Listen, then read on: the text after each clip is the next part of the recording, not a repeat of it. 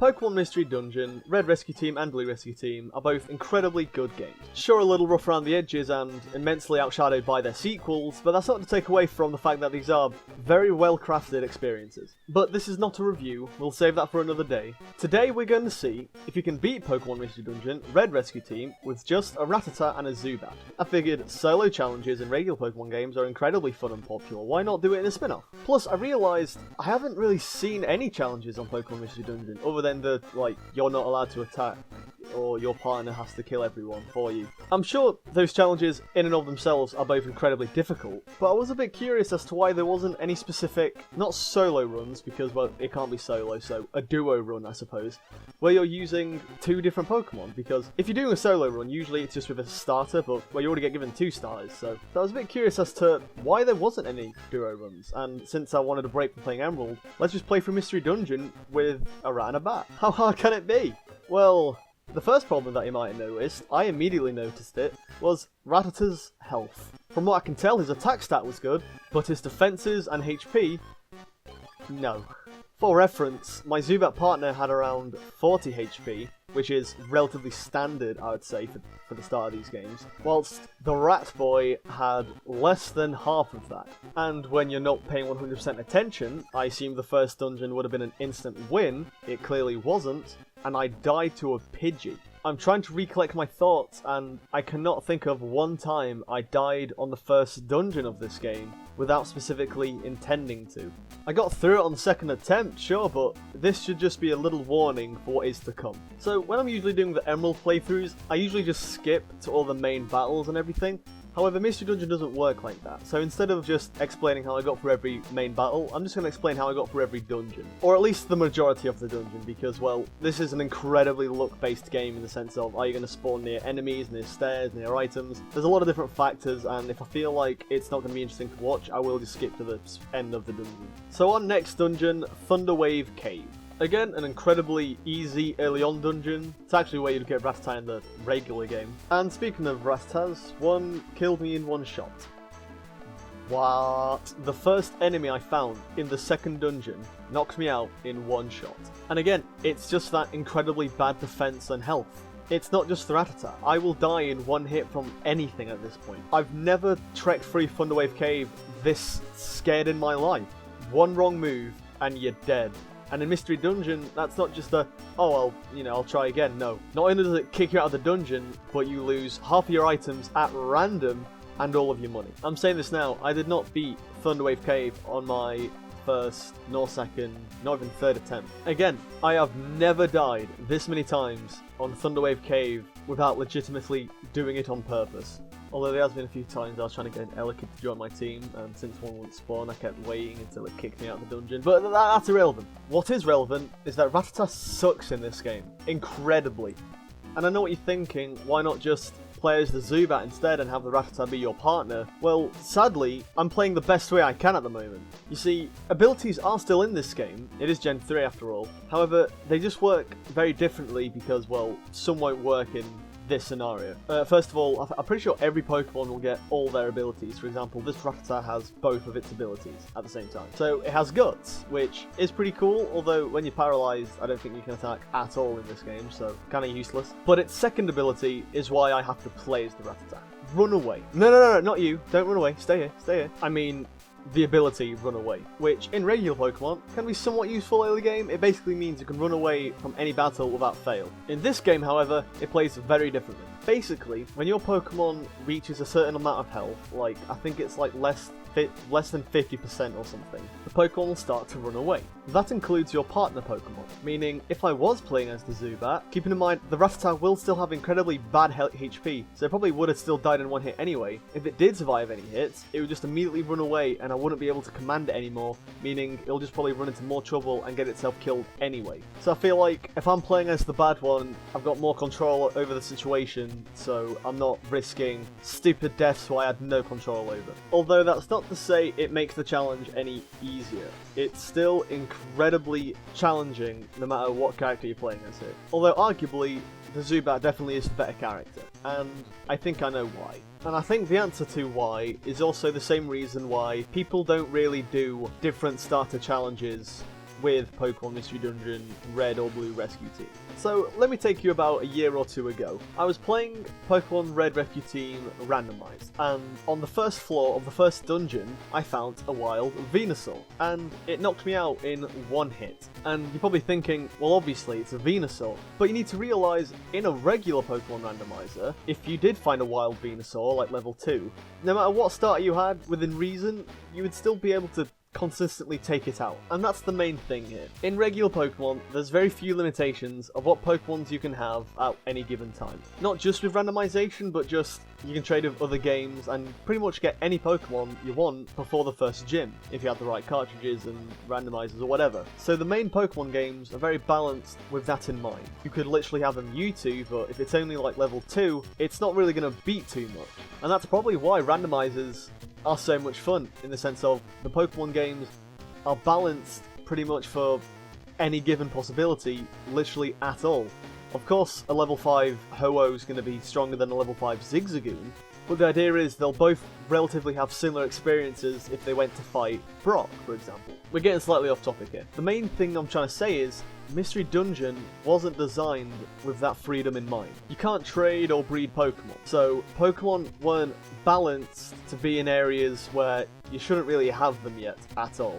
And considering you can only get Rattata in the second dungeon, he was only really balanced to be in that second dungeon. Remember, regular Pokemon was balanced to be at, you can add any Pokemon to your team whenever you want. So, if you did catch Rattata early on, well, you could take a Raticate into the Elite Four, no big deal. Every single Pokemon, within reason, was balanced and designed to be usable.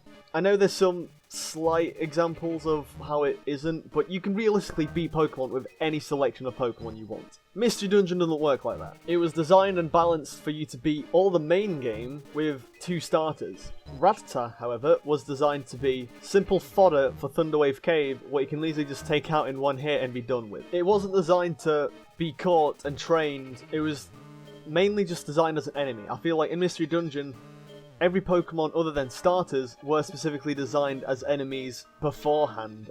I could be wrong. I am completely just, take everything what I say with somewhat of a grain of salt. I'm just speaking from what I would assume to be the case, from my knowledge of these games. So if I had to guess, the reason people don't do random duo challenges, or even randomized Red Rescue Team or Blue at all, is very likely due to the fact that, well, the games weren't balanced at all to be played like that. The reason Rattata sucks, well, it was just balanced to be in Thunderwave Cave, not to be played through the whole game. Why is Zubat relatively better? Well, you can find Zubat much later in the game, in Lapis Cave, so he was balanced to be in a much higher level dungeon. So the only real Pokemon you can truly beat this game with are just the starters, what the game provides you, and that's because, well, obviously the game was 100% balanced with that in mind. It didn't need to be balanced for any other Pokemon because, well, A, you get all the starters to begin with anyway, but since there's no trading, it wasn't going to be like, oh wait, there is a chance that someone trades in a Sunkern to be their starter instead, we need to make this relatively beatable no matter what the case. You can't, so why do it? So what this challenge really is can you beat a game with a character what the game was not balanced nor designed for? They don't count, like I said, they're in the actual main games. That's another thing. If I did do a silly custom character challenge, it would not work at all in this game unless I specifically mimic the starter's stats, which at that point it wouldn't even be a question if they could beat it, because, well, obviously they could. The starters were designed to beat the game, why wouldn't they? So I'm going to go ahead and answer the question this game brings up right here and right now. No, you cannot beat Pokemon Mystery Dungeon with just a Rattata and a Zubat. At least, legitimately. And that's not to say I'm using cheats. I'm not going to cheat during any of these challenges, otherwise they're not challenges at that point. I'm just saying the only way I managed to beat this challenge, and keep in mind this still took an immense amount of time, longer than most other challenges I've ever done, is because I used save state. No, don't go. Let me explain. No, I'm not save scumming. Again, it wouldn't be a challenge at that point. Like I said earlier, if you lose all of your items and money, which going forward, there's no way. I would be losing every single time at that point. I started just save stating before a boss, and if I died, I'll just load that state. Very similar to just how you'd save in front of a gym leader, so if you lose, you can just save time and reset the game. That's pretty much what I would be doing. However, later on, I immediately changed that rule just slightly. Instead of saving before every boss, I'm going to save before every floor. And again, that's not me save scumming, that's just me saying that's pretty much the only way I managed to beat this game. Remember, I'm dying in only one hit.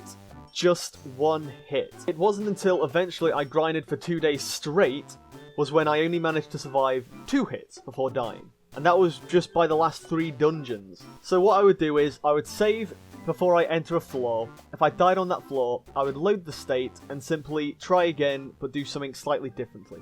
As Mystery Dungeon works very different in the sense of, if you do something the exact same way within a save state, the exact same will happen. If you do a tackle and it misses, if you load that state again, it's still gonna miss, no matter what.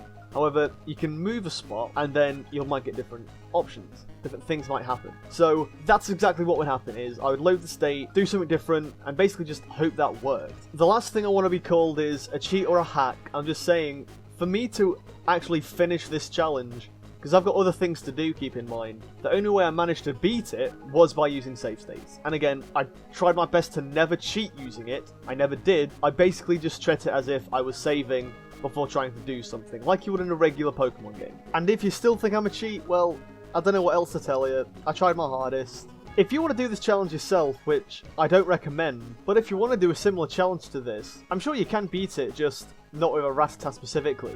If you do beat this without save states, feel free to tell me I'm a dirty little cheat, and maybe I'll try again. And you should consider yourself lucky that you're getting a video at all. I originally intended to do this run with just a Rattata and a Pidgey. The only reason I couldn't do a Pidgey was because, well, in Mystery Dungeon, you can't have a partner the same type as you, and this is before I realised how you could make that work, but I just decided to go with the bat instead. Plus, the bat and the rat sounds a lot cooler. But imagine me if I did do this with a Pidgey, a Pokemon much worse than Rattata in this scenario. I guarantee you now, you would not be seeing a video about it. It would be about a 5-minute video of me just going, no. But I digress. You might see in the background that I've kind of just made my way through Mount Steel and Sinister Woods. There's not really much I can say about them. It is just, if I died, I reset, and I kept doing the thing until the thing worked out. That's probably another reason people don't typically do these challenges, is because since they are so incredibly luck-based, it kind of gets a bit boring to just commentate over. And boring commentary is the last thing you want to hear on these types of videos where they're pretty much made to just be heard in the background.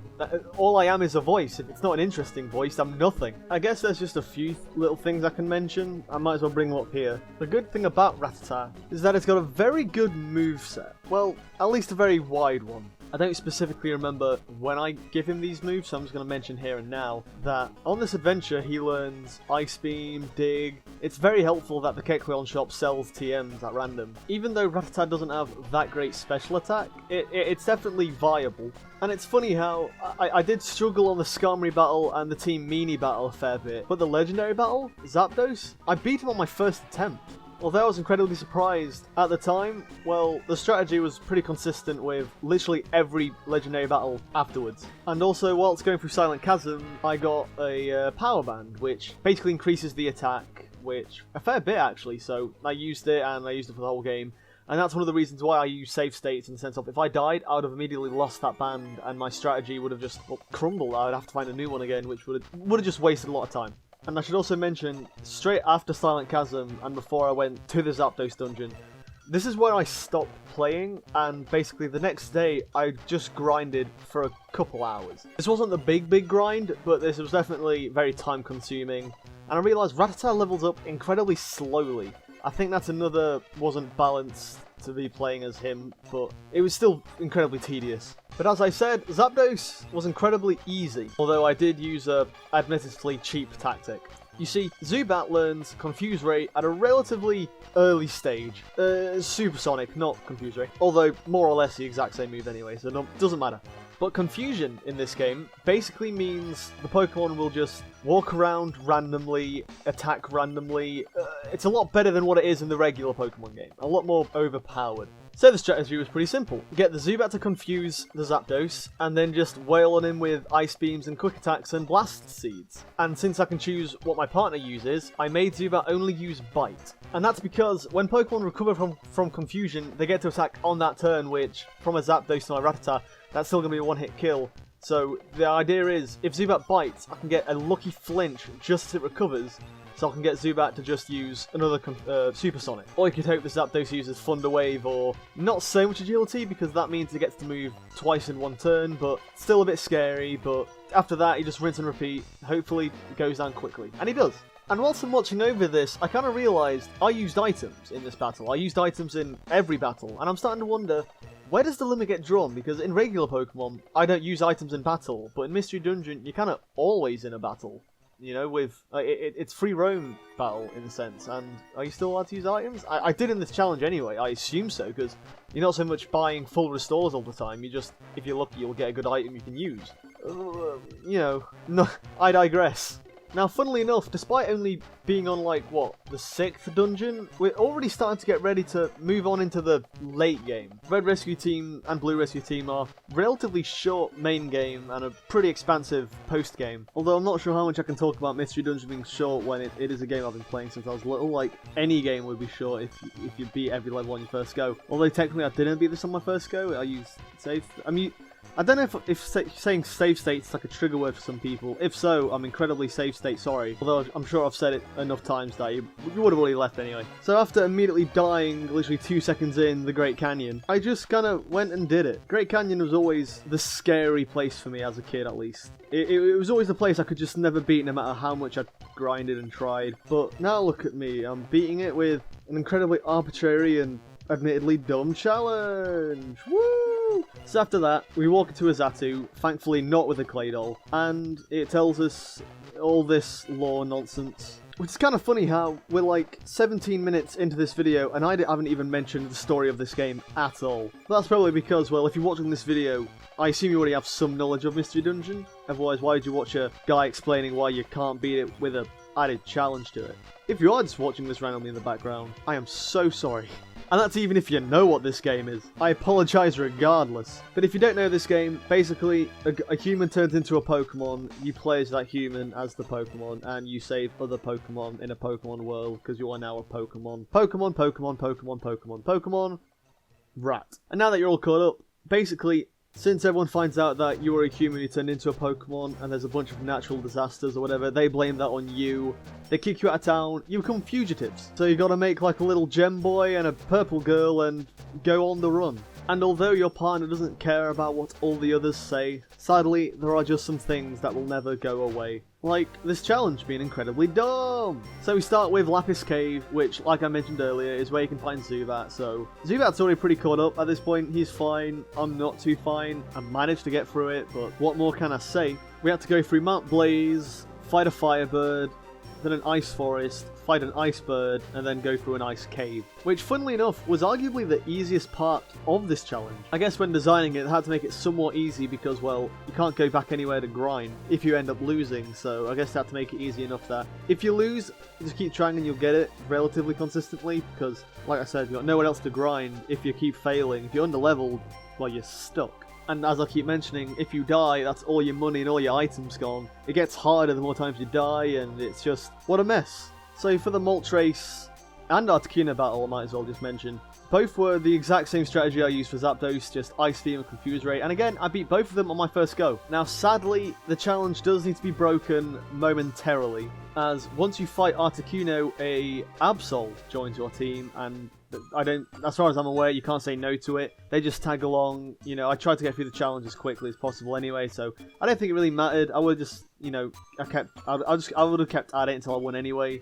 I was gonna look for a way to see if I could change the Absol to something else. So I was thinking of making like a Meowth. So we had the Rat, Bat, and Cat challenge, but you know, it doesn't matter. Whatever. Incredibly long story short, I've condensed about 2 hours of footage here into about 2 minutes. And if I'm honest, I'm probably gonna do the exact same.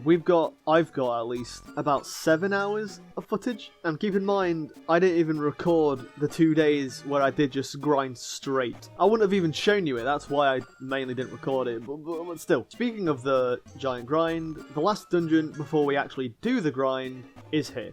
Uproar Forest. Only thing to note is that the Sea Dots were awful. I don't know why, but they were the only ones what just kept killing me in one hit constantly. I'm level 21 and I'm still dying in one hit. I've got the same health a level 5 Pokemon would have, and I'm level 21. Oh boy.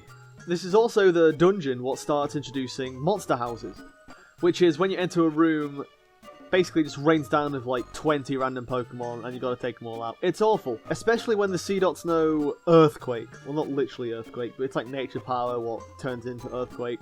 Which, again, will take me out in one hit, unavoidable. It's awful. And considering a monster house will have like 5 Sea Dots, yeah, no, just no. Funnily enough, I thought that Mankeys would give me trouble being fighting type, but no, I just quick attack 3 times and immediately won. What a nice little surprise. I guess I should also mention that we got the team base built up, you know, very unimportant to the actual challenge, but worth mentioning nonetheless. Although, I think they got the wrong mouse Pokemon, and that was a little awkward explaining to them. I didn't want them to fix it, because they already put all the work in, but, you know, whatever. So, after we got that done, this is when I stopped and grinded, as I mentioned, for not literally like a full 2 days, but that's pretty much all I did. I was also incredibly considering adding a Farfetch to the team because I know it was a duo team, but I was so sick of just sucking in every way. And part of me was thinking, maybe like Farfetch isn't too good, but it'll definitely help out and it won't ruin the challenge. I decided against it eventually because I was like, you know what, we got so far as a duo challenge, let's keep going.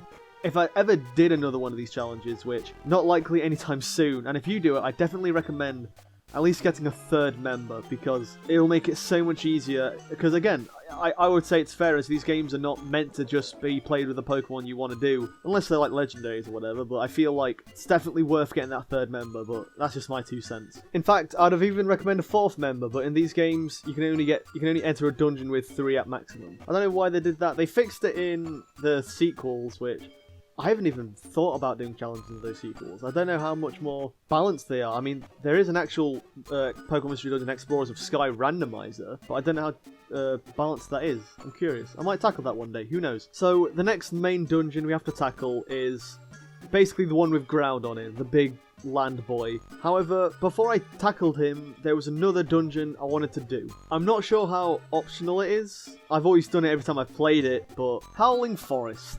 Now, when I got to Howling Forest, I realised that this challenge already took me about a week to just get this far, and I was still struggling. I took a rescue mission to grind in Starlit Chasm, and I still died in one hit. So I realised enough's enough, we're finally going to grind, and I did. And I used Howling Forest as a bit of a measuring guide, in the sense of I was going to beat it without using save states.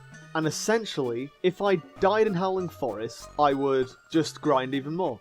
And I would keep going at Howling Forest until I could beat it all the way through without dying legitimately. That's what I used to realise what's a safe level to keep moving through the game without grinding anymore. Now, the thing is, I was 100% comfortable with grinding all the way to 100. I didn't care that it would have taken me like 2 extra months. I just wanted to get this done over with. Although, I literally just kind of contradict myself. Either way, but like I said, Mystery Dungeon's got a really short main game, and typically, let's say you're beating a regular Pokemon game, your team is going to be like level, 40 to 60-ish. In this game, you can beat it, at least the main game, with like late level 20s, level 30-ish, usually. So I didn't even attempt it until I was level 35, and I'm a bit of an idiot, I wasn't recording, but it didn't matter because I lost anyway. Again, really early into the dungeon, it was literally like level, floor 5. So I tried again at level 40, I died, but I was so exhausted, I just leveled up level 41, and at that point, I take back what I said about leveling up to 100, I was tired, and I realised I got pretty far on the level 40 attempts. You know, let's just give it one more go, and I kept, not one more go, but I kept working at it until I did eventually get through without using save states. So yeah, Howling Forest, nothing to say, I just got through it. The only difference to this with any other dungeon is what I said, I didn't have to use save states to get through it. Although, that doesn't mean that's the new rule. I still use save states for the 2 dungeons afterwards because they were not easy nor fun. So let's just jump into Magma Cavern. Now, since I am level 41, I get to survive around, 2 hits? Maybe just 1 still? So again, terrible attack. Absolutely terrible. I'm just higher than what Zubat was when he was level 5, which is crazy, but still.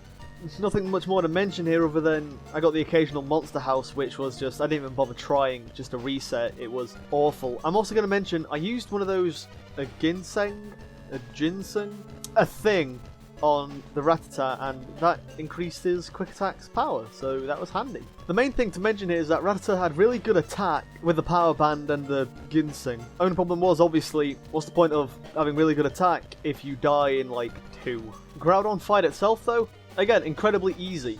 Again, same tactic, just use the Zubat. It now knows Confuse Ray. Just use that, and Ice Beam's super effective because it's ground, and just, well, again, I won on my first attempt. Slight little diddly is that, as I said, Zubat now knows Confuse Ray. I probably should have kept Supersonic in hindsight, because Supersonic can work ignoring the corners, Supersonic can't. Which basically means if Zubat's behind me and I'm surrounded by Pokemon, Zubat can still probably use Supersonic to help me out, but with Confuse Ray, that doesn't work. So I didn't end up changing it. I could have done, because the Gulpin Shop, I didn't use that. I probably should have done, but doesn't matter. It's all done. Hey. Actually, I'm just thinking that the Gulpin Shop can link moves. I could have had link moves this entire time. Part of me thinks that would have made it incredibly easier. If people don't know, in this game you can link moves, which basically means in space of one turn you can use several moves. But now I'm wondering, it probably wouldn't have helped anyway, because Zubat had a very varied moveset, and all of them were very that specific, they're very situational. So, I don't know, just a random little thought. But anyway, the final challenge, the final monument, the end, the finale, the final curtain call is upon us. The Sky Tower. A meteorite is crashing into Earth and will kill everything on it unless 2 brave heroes, a bat and a rat, go up this giant cloud Sky Tower and save the day. Can they do it? Can they face the exploding fortresses, the very quick Masquerains, the very almighty powerful Salamanters and Metagrosses? Can they best all of that to save the world and me the time? I don't know, let's have a look. I'll quickly mention now, I taught Rattata Thunderbolt, so that's fun. And funnily enough, Rattata actually had an answer to pretty much every single problem he came across. If it was a fortress, well, dig, and hopefully if he does self-destruct, well, I'm digging, so it won't affect me.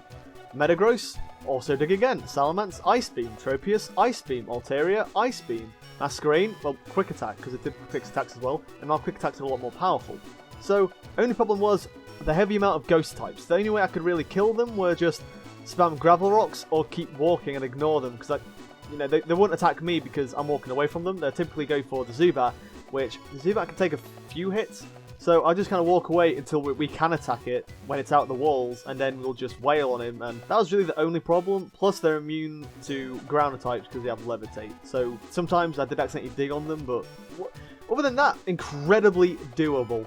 Not incredibly easy. I am still cutting down to like 2 more hours of footage on this. It was certainly a task, but like I said, I did it eventually. You want to guess what I didn't do eventually and what I did on my first attempt? Funnily enough, the last battle, the last boss, Rayquaza, the Sky Dragon Boy. Not only were my Ice Beams quadruple effective, doing decent damage, but again, like every other battle, we got Zubat spamming Confuse Ray, and, boom.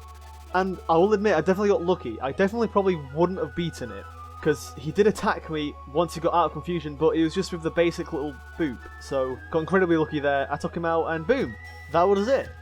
So, can you beat Pokemon Mystery Dungeon Red Rescue Team with just a Rattata and a Zubat? Well, no. I started this challenge with the intention of not using save states, only doing the minimum level possible as I would with these other challenges, and well, I didn't do that. I had to use save states, and I had to overgrind immensely, and I'm going to be honest, I would say I was still under-leveled immensely despite being like level 42 when I beat this. Everything was incredibly luck-based, and again, the whole save state definitely worked into that. With these challenges, you're usually expected to get a very consistent way of battling, and I'll admit in my previous challenges, most of the battles, at least the main ones, are somewhat luck-based and they aren't too consistent. However, with this run, I would say it's the least consistent, as Mystery Dungeon is just an incredibly luck-based game. It's very hard to get a consistent strategy working. So, I set out with this challenge. When I started off with this challenge I had a question. why don't people do random starter runs on this? And, well, I got my answer at least. I'm not exactly happy with that answer because, well, I love Red Rescue Team. It's one of my favourite games of all time. I'll definitely admit nostalgia played a large factor in it, but I still love the game to bits, and you can't really play it in a random fun little challenge because, well, it wasn't expected to. And obviously that's not to the game's fault. It's not the game's problem that it wasn't meant to be played in a way it wasn't intended to.